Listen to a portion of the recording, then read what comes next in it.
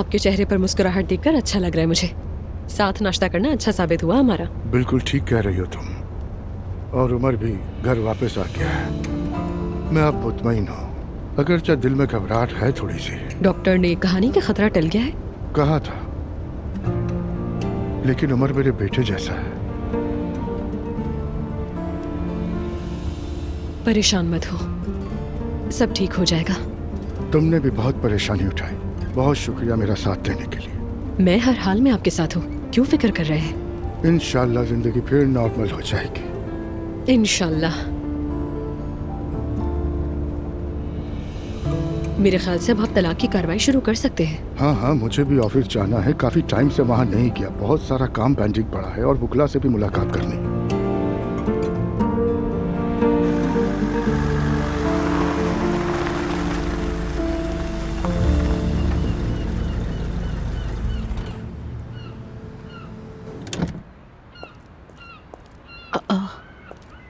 बहुत शुक्रिया। कोई बात नहीं।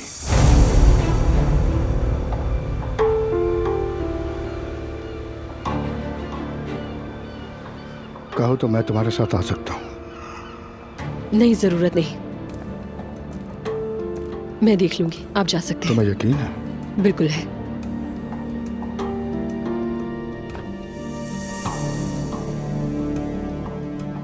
इन्हें जरा शर्म नहीं आती।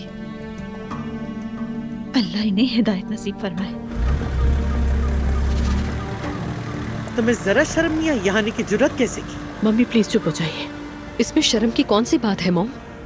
मैं अपने घर आई हूँ और हाँ, मैं अप्पू से मिलने के लिए गई थी, उसके साथ रह नहीं रही हूँ। मैं अपने घर वापस आई हूँ। वाह क्या बात है, अपने आशिक से मिलकर आ रही हो ना। तुम तो शराफत की जीती जागती मिसाल। देखिए मॉम, मैं जानती हूँ आप नाराज है मुझसे, लेकिन यहाँ खड़े होकर हम ऐसी बातें नहीं कर सकते। एलिफ, इस वक्त तुम दोनों कसूरवार हो, बेहतर होगा कि चुप हो जाओ। आप लोग तो कब से मेरा दुश्मन बनने का बहाना ढूंढ रहे थे। शाबाश है, ऐसा लग रहा है मैं अपने घर भी नहीं आ सकती हूँ। इस वक्त घर नहीं आया जाता। मैं नाश्ता करने के लिए बाहर गई थी और ये मेरा भी घर है, मैं जब चाहूँ आ सकती हूँ। ये तुम्हारा घर नहीं है, मेरा घर है, समझी? निकल जाओ यहाँ से फौरन। क्या?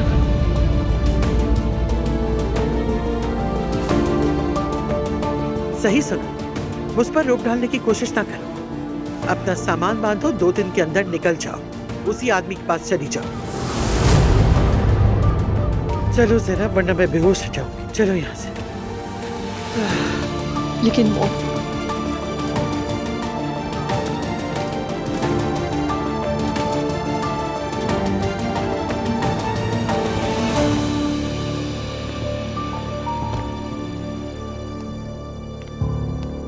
दोनों ही बेहया हैं, कमीने लोग।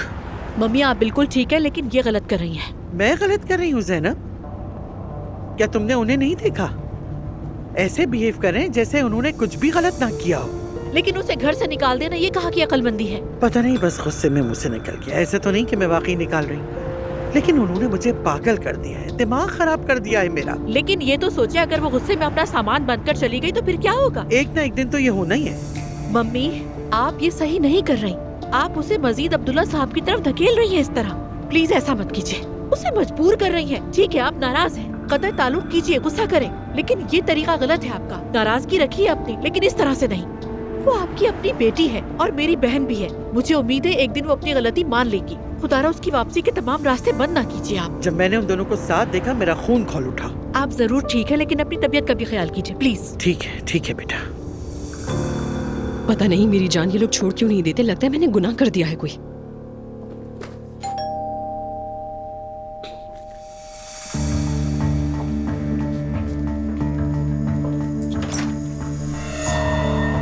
नूर, तुम यहाँ? अंदर आ सकती हूँ मैं? आ जाओ, लेकिन मैं तो निकलने वाली थी। ज्यादा वक्त नहीं लूंगी, बस 2-3 बातें करनी है।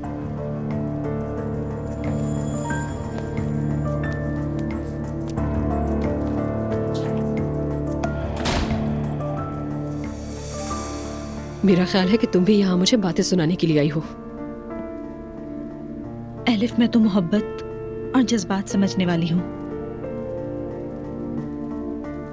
तुमने ऐसा क्यों किया हमारे साथ? तुम हमारे घर पर आई, हमारे साथ एक टेबल पर बैठकर खाना खाया। मेरे बाबा ने तुम्हारी मंगनी का रिबन काटा था, याद है ना?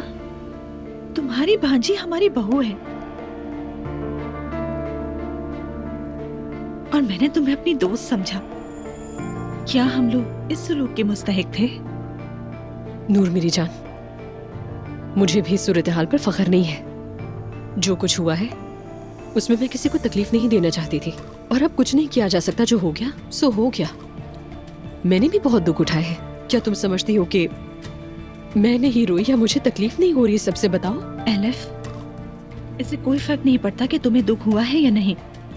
तुमने सिर्फ हमारा ही नहीं, अपना घर भी बर्बाद कर लिया है। मैंने अभी तुम्हें, तुम्हारी अम्मी और ज़ैनब साहिबा को देखा था।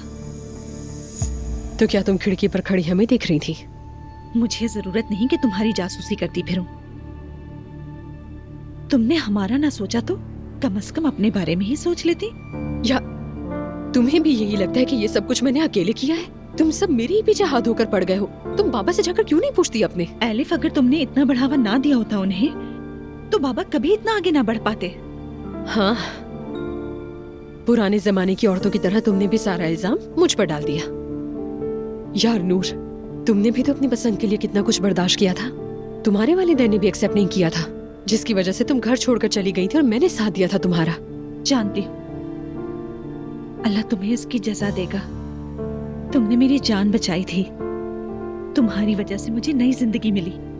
मैं जिंदगी भर दुआएं दूंगी तुम्हें। मगर इतने एहसानात करने के बाद तुमने मेरी अम्मी की ही जिंदगी बर्बाद कर डाली एलिफ।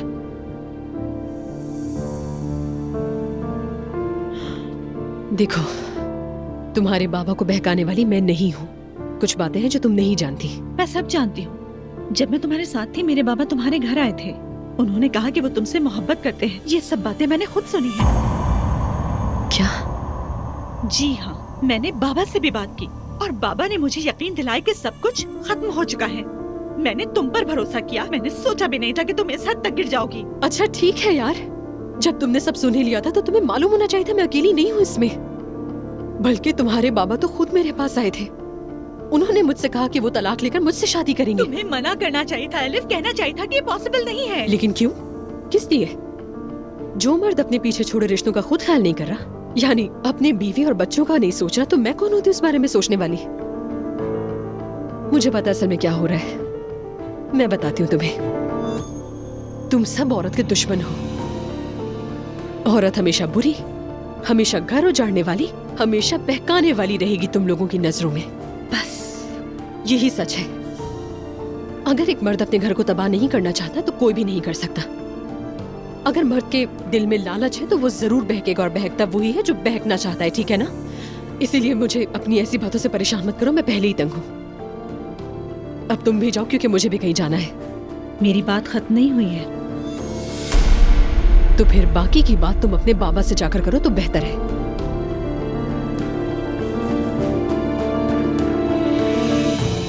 अगर हिम्मत है तुम में।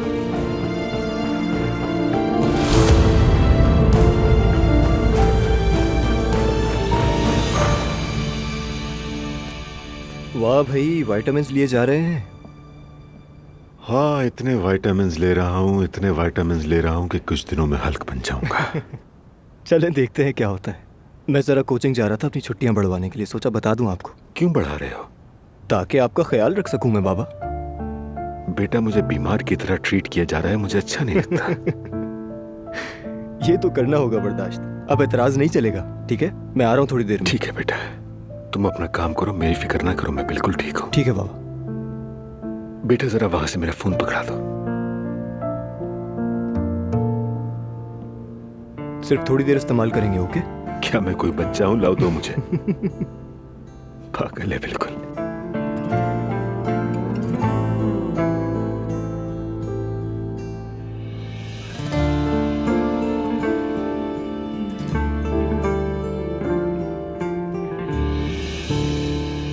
बस आपने मुलाकात के शर्फ मुझे किस खुशी में बख्शा है। कहीं आपको भी ज़ैनब साहिबा की तरह टीवी शो करने का शौक तो नहीं हो गया? बेटा, हमारी जिंदगी तो पहले एक तमाशा बन चुकी है। मैं तो सिर्फ ये बताने आई हूँ कि मुझे कितनी शर्मिंदगी है तुमसे।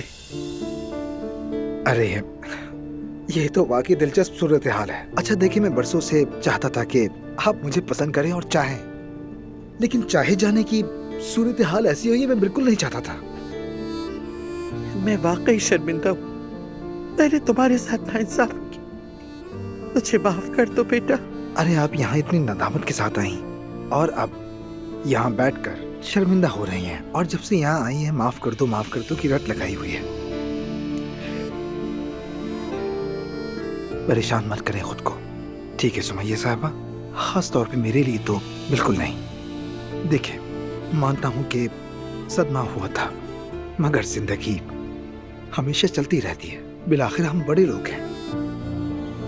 ठीक है तो फिर, मगर हो सके तो हमें भूलना मत रमीज। कभी कभी आ जाया करना, ठीक है? आपको डराने आता रहूंगा। बहुत शरारती हो।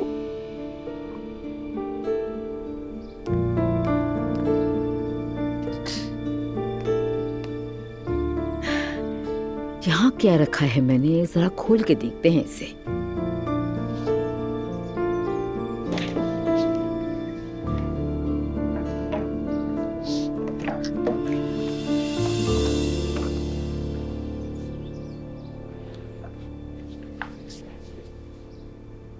हाँ,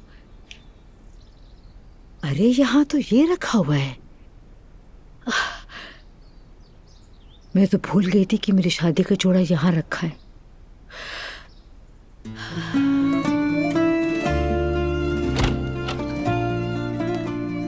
अम्मी जान, आपने डरा दिया था हमें। कहाँ चली गई थी? प्लीज इस तरह से गायब मत हुआ करें।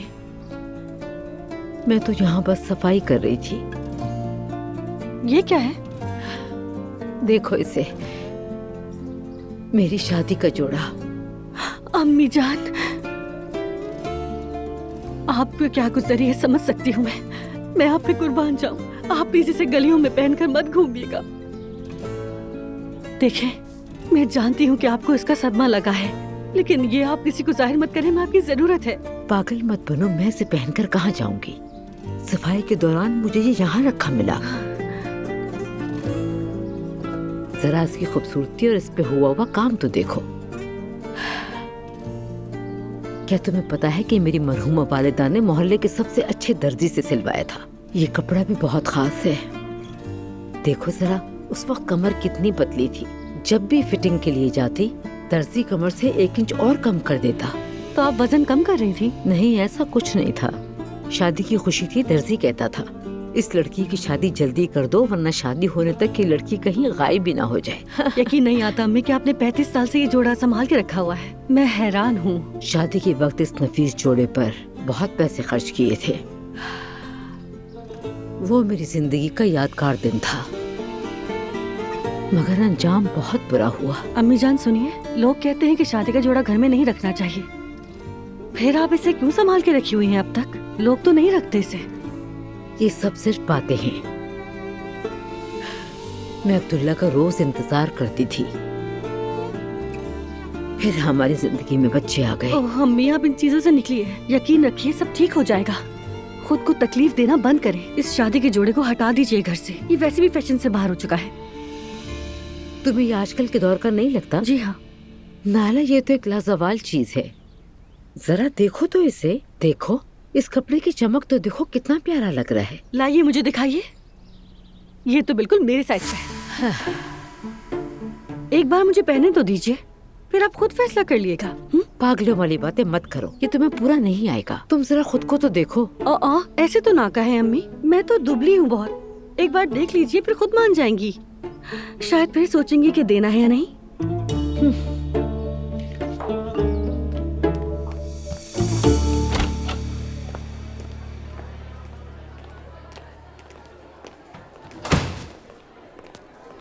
मेहर, मेहर, क्या हाल है?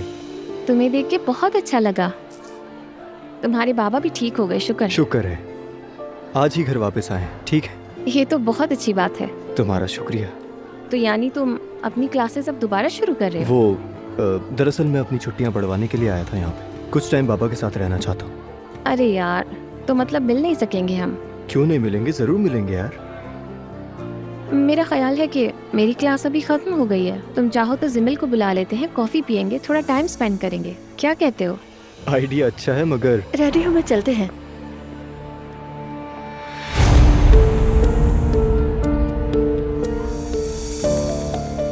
सॉरी मैंने तारुफ नहीं करवाया। ये मेरी गर्लफ्रेंड है, ये मेरी दोस्त है महर। मिल के खुशी हुई। मुझे भी मिलकर खुशी हुई। तुम हमारे साथ चलो ना, हम लंच करते हैं, फिर मैं वहाँ से घर चला जाऊँगा। नहीं, मैं दरअसल तुम दोनों को तंग नहीं करना चाहती। हम किसी और दिन बैठ जाएंगे। जैसी तुम्हारी मर्जी। खुदा हाफिज। हम चलते हैं। खुदा हाफिज। खुदा हाफिज।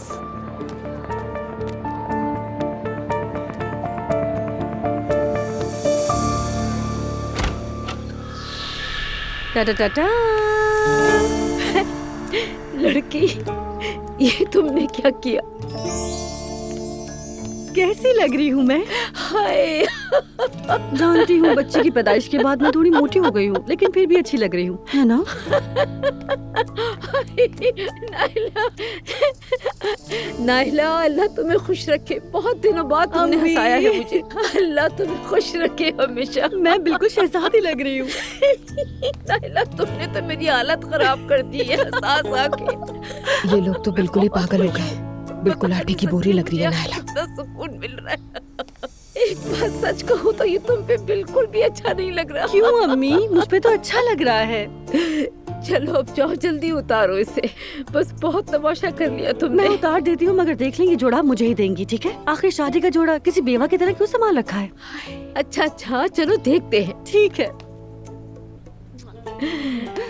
मेरी प्यारी अम्मी।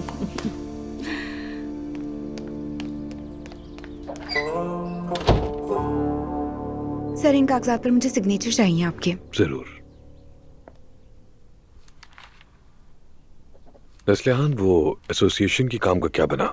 सर, आप तो जानते हैं एसोसिएशन बनाने के लिए बहुत से मराहिल तय करने होते हैं, लेकिन तकरीबन काम मुकम्मल हो चुका है। बस सिर्फ चंद सिग्नेचर्स बाकी हैं, वो हो जाएं तो सारा काम मुकम्मल हो जाएगा। जबरदस्त, लेकिन मुझे अपडेट रखना। बेफिक्र रहें आप। सर, वैसे मेहमद आसिम साहब ने आपकी फरमाइश के मुताबिक तस्वीरें मुकम्मल कर बहुत ली खूब। है, और सर मैंने उन्हें फ्रेम करवाने के लिए भी भिजवा दिया है। ठीक है, बहुत शुक्रिया तुम्हारा। मैं तुम्हें एड्रेस दे दूंगा, लेकिन देखना वो तस्वीरें आज ही फ्रेम होकर पहुंच जाए। ठीक है नस्लिहान? जी ठीक है सर, आप फिक्र न करें। बहुत शुक्रिया। खुदा हाफिज। खुदा हाफिज। जान देखा, कितनी आसानी से सब हो गया। देखो, फौरन गाड़ी का खरीदार मिल गया, हमने बेच दी, पैसे भी मिल गए।